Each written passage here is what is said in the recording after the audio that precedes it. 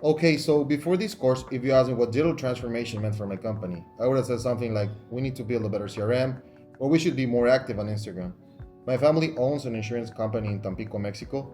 Its name is Soles Mansur. It has been 36 years operating in the market. And honestly, when I talk about going digital, it was always about the tools, which app, which platform, and how much does it cost to build. That was my blind spot. I thought technology was the answer. I didn't even know it was where the real question was.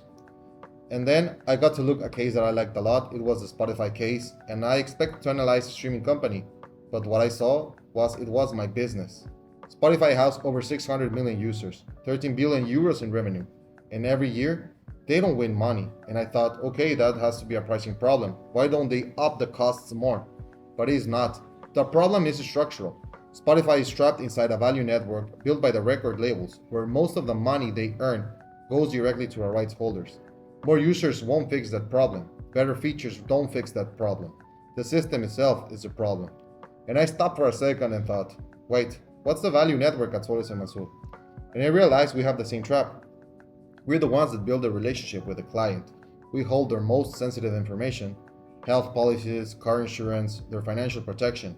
But at the end of the day, the insurance company captures most of that value. We're the relationship, but we don't own the platform. We don't own the data. And we never measured what a loyal client is actually worth to us. That was for me. Digital transformation is not about buying technology, it's about deciding who captures that value. So next Monday, I'm going up to my company with a new and specific project. We want to implement WhatsApp, an AI system to manage policies, renewals, and client communication. Before this course, I would have just walked in and said, okay, what platform do we use? How much does it cost? And ask the higher ups for permission. Now, my first question is different. Our clients share medical information, personal IDs, and financial information with us every day. That's just not data, that's trust. So the framework I'm talking with me is about the value network analysis and the IT governance framework.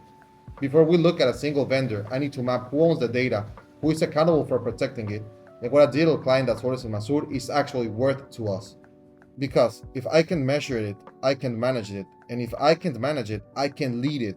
So that's what a corporate digital responsibility means to me now. It's not a compliance checkbox, it's about the ethical commitment to people who trust us with their most personal information.